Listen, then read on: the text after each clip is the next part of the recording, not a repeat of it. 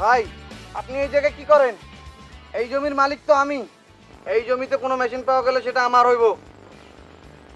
আচ্ছা, এই জমি অনেক আগে তোমার বাপে হাসানের কাছে বিক্রি করে দিছে, আর হাসানের বাপ থেকে এই জমি আমি কিনে নিছি। এই জমির মালিক এখন আমি। বেশি কথা না পেঁচায়া যাও, নিজের জায়গায় সরে যাও। এই বাবর, তুই কি সরাইতে হইব না নিজে সরে যাবেন? এই আমারে কি হুমকি দামকি দিয়া কথা কও নাকি? কথা যা কর মাইপা কইবা কিন্তু কইয়া দিলাম। এলন মাইপা দিলাম এক হাত। কি মাইপা দিলা? ওই যে আপনি যে কইলেন আপনার লোক কথা কইলে মাইপা কথা কইতে হইব আমার। এই জমি থেকে মিছা কথার মেশিন না উঠায় আমি যামু না। তুই যাই, আপনি যাইবেন, আপনার 14 গোষ্ঠী যাইব, 15 গোষ্ঠী যাইব, আরো এক গোষ্ঠী বাড়ায় দেবো, যেইতেই হইব।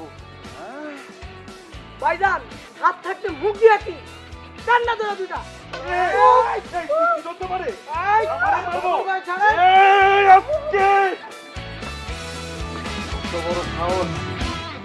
আমারে দিতে দিতে কয় কোপা ভালো মুখা।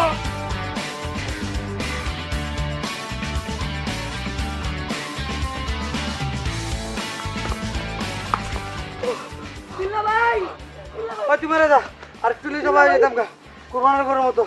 সতলে মেম্বার বলা ও ও।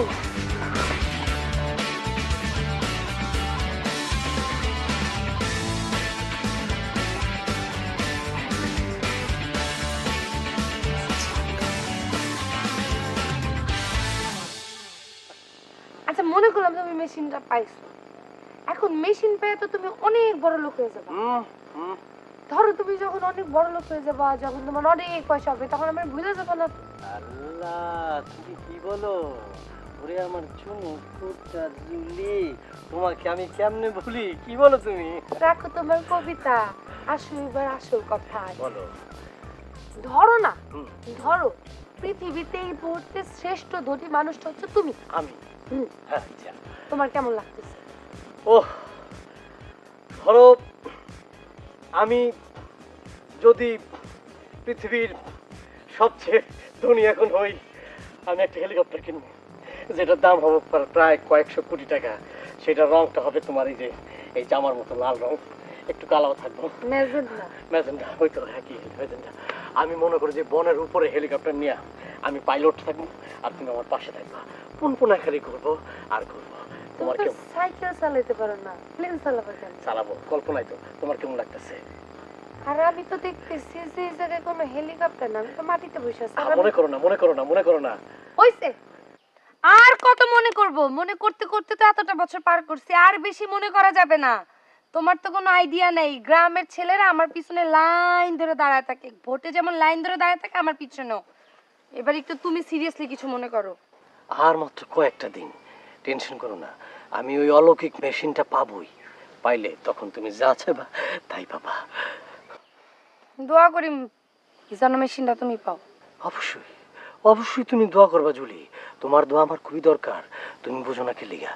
তুমি যদি দোয়া করো তাইলে আমি তো মনে করো ওই মেশিন পেয়ে যাবো। আমার বিশ্বাস, পায়ে গেলে টেকাই টেকা।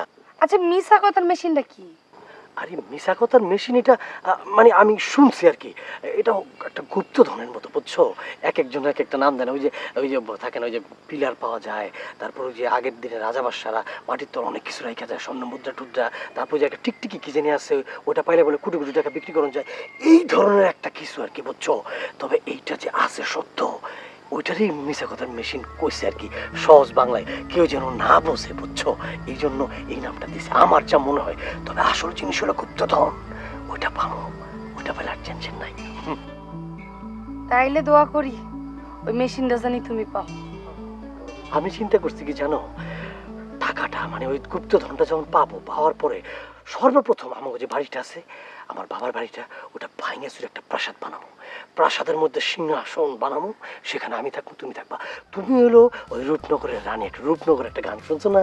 সেখানে প্রাসাদের মধ্যে রূপনগরের রানী হইবা তুমি, আর আমি তোমার রূপে মশগুল হইয়া সেরকম ভাবে চলবো। তখন তোমার আর আমার সুখে দূরে রাখবে।